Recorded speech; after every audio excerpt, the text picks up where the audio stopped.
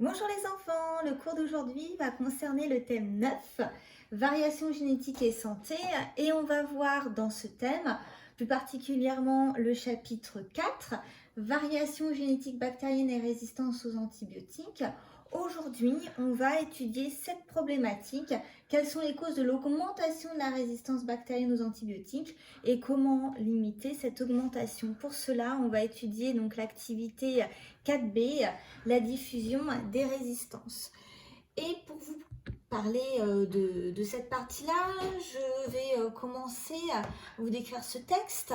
De nombreuses bactéries inoffensives sont naturellement présentes à la surface de la peau et des muqueuses. Elles deviennent pathogènes chez les personnes dont le système immunitaire est affaibli. Du coup, c'est plutôt les personnes qui sont dans des centres de soins. En France, environ 750 000 personnes sont contaminées chaque année lors de leur séjour à l'hôpital, soit un malade hospitalisé sur 20, et il y en a 4 000 qui en meurent. De plus, certaines lignées de ces bactéries sont devenues multirésistantes aux antibiotiques, ce qui inquiète les scientifiques. Donc, j'associe à cela un tableau. Du coup, ce tableau montre 4 années, de 2002 à 2017, et on voit le nombre d'infections contractées lors de soins ou d'un séjour dans un établissement hospitalier signalé en France. Et vous voyez que au fur et à mesure des années, on a quand même une augmentation qui est significative, puisque c'est multiplié à peu près par 4 entre 2002 et 2017. Et on peut faire une corrélation avec la proportion du nombre de bactéries multirésistantes à plusieurs antibiotiques. Donc, ce qui est intéressant, c'est qu'il y a 75% des cas de contamination qui ont lieu dans un centre de soins. Et c'est quand même assez étonnant que, alors qu'on vient pour se faire soigner dans un hôpital, on peut repartir avec une maladie plus grave. Le nombre d'infections nosocomiales graves est en hausse en raison de l'augmentation du nombre de bactéries devenues résistantes à un ou plusieurs antibiotiques. Il est donc de plus en plus difficile, voire impossible, de guérir des maladies autrefois considérées comme peu dangereuses. Du coup, ce qu'on aimerait bien savoir, c'est pourquoi il y a de plus en plus de résistance aux antibiotiques. Sur cette diapo, donc on va étudier l'utilisation d'antibiotiques dans les élevages. Donc, on a un graphique avec le nombre de cas de salmonellose, qui est une maladie, avec les années de 1960 à 1966. Et ce qu'on voit, c'est qu'on utilise des antibiotiques dans les élevages.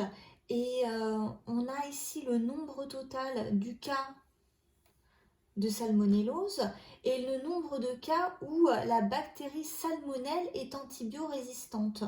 Donc, hop, on voit que de 1960 à 1963, on a des cas de salmonellose, mais on a extrêmement peu, voire le chiffre est nul, de bactéries salmonelles, donc le nom de la bactérie qui est antibiorésistante. À partir du moment on a commencé le développement des élevages intensifs, le nombre de cas de cette maladie augmente, mais également le nombre de cas de bactéries salmonelles antibiorésistantes. Alors, comment est-ce qu'on peut expliquer cette augmentation fulgurante, puisqu'on est passé d'à peu près 50 cas de salmonellose à plus de 650 cas, donc une augmentation qui est à peu près par 12.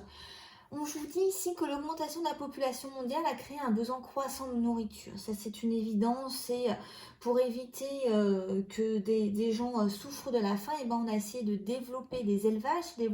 Ces élevages sont intensifs. Donc, c'est ce qu'on vous dit là. Afin de répondre à cette demande, certains pays sont passés d'un élevage traditionnel à un élevage industriel dans les années 1970. Les animaux sont alors de plus en plus nombreux au sein d'exploitations agricoles et confinés dans des espaces extrêmement réduits, ce qui augmente la probabilité de transmission de micro-organismes entre animaux. Du coup, qu'est-ce que l'homme va faire? C'est ce que je vous expliquais au moment de décrire le graphique. L'homme, à partir du moment où on va avoir le développement d'élevage intensif, on va avoir l'utilisation d'antibiotiques dans ces élevages intensifs. C'était mon titre ici.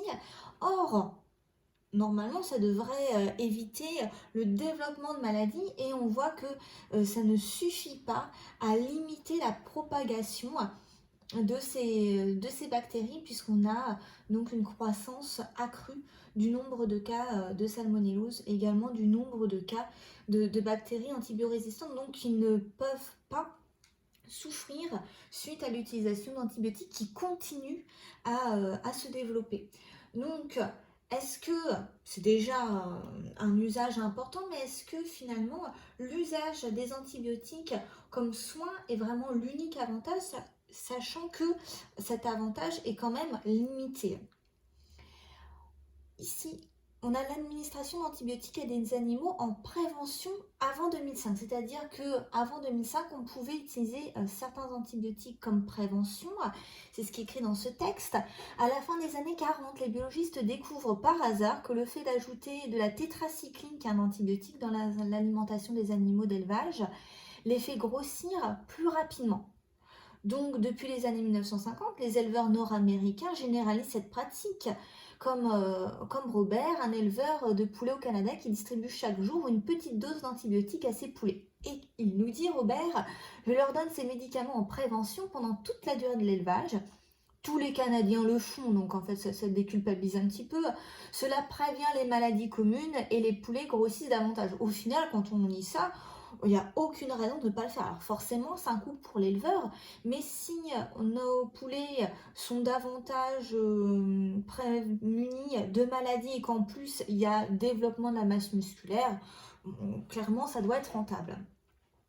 Qu'est-ce qu'on voit en lien avec ces pratiques? Et bien ici on a un tableau avec la transmission des bactéries résistantes à des fermiers canadiens. Alors on voit bactéries isolées sur des éleveurs au Canada, donc pour le staphylocoque doré qui est un type de bactérie. Donc pour les élevages intensifs, on a 41% de bactéries staphylocoques retrouvées sur les éleveurs du Canada et 40% dans des élevages sans antibiotiques. Donc ce qu'on voit, c'est que vraiment les chiffres sont les mêmes, c'est-à-dire qu'on retrouve autant de staphylocoques dorés, autant de ces bactéries, aussi bien sur des éleveurs du Canada qui font des élevages intensifs ou sans antibiotiques.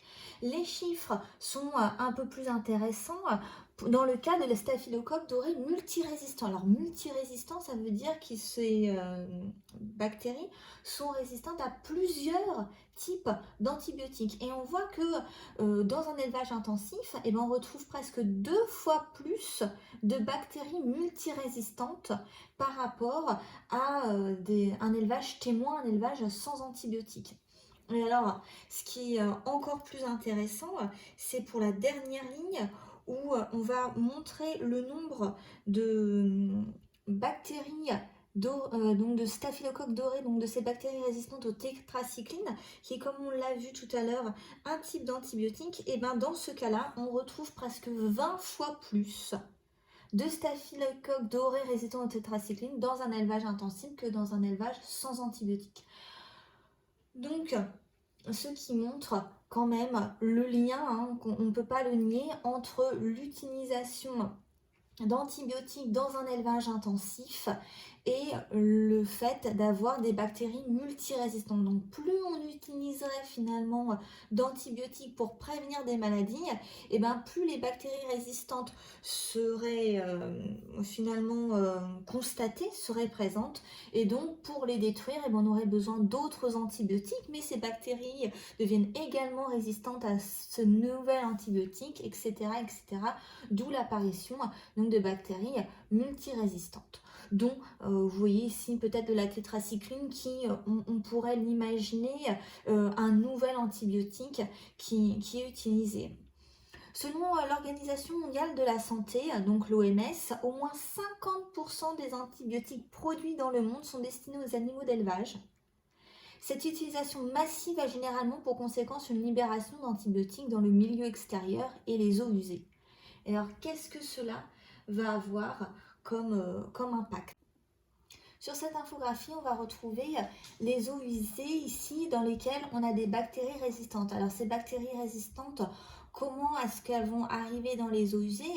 Parce qu'il va y avoir des contaminations diverses.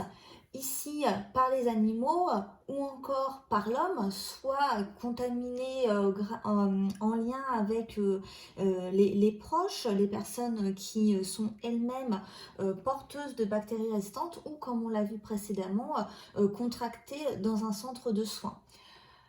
À la base, c'est parce que donc on retrouve des antibiotiques. Donc ici, comme on l'a dit, pour améliorer l'augmentation de la masse musculaire ou encore pour soigner ou encore pour produire ces différents antibiotiques. Alors le problème de retrouver ces bactéries résistantes dans les eaux usées, c'est que malgré le traitement de ces eaux usées, vont être retrouvées dans l'alimentation courante et du coup retrouvées dans les animaux d'élevage, mais aussi dans la population générale. Ce qu'on vous dit, c'est que l'utilisation systématique d'antibiotiques pendant plusieurs décennies dans différents domaines s'est accompagnée de l'apparition de bactéries résistantes à un ou plusieurs antibiotiques. Donc comme je vous disais tout à l'heure, c'est ce qu'on appelle les bactéries multirésistantes. Et cette résistance se transmet, alors elle se transmet de génération en génération par mitose, mais elle se transmet également par transfert de gènes, comme on l'a vu au cours précédent, lorsque on va avoir des pili qui sont entre les bactéries et donc transfert de plasmide d'une bactérie à une autre à partir d'une duplication de l'information génétique.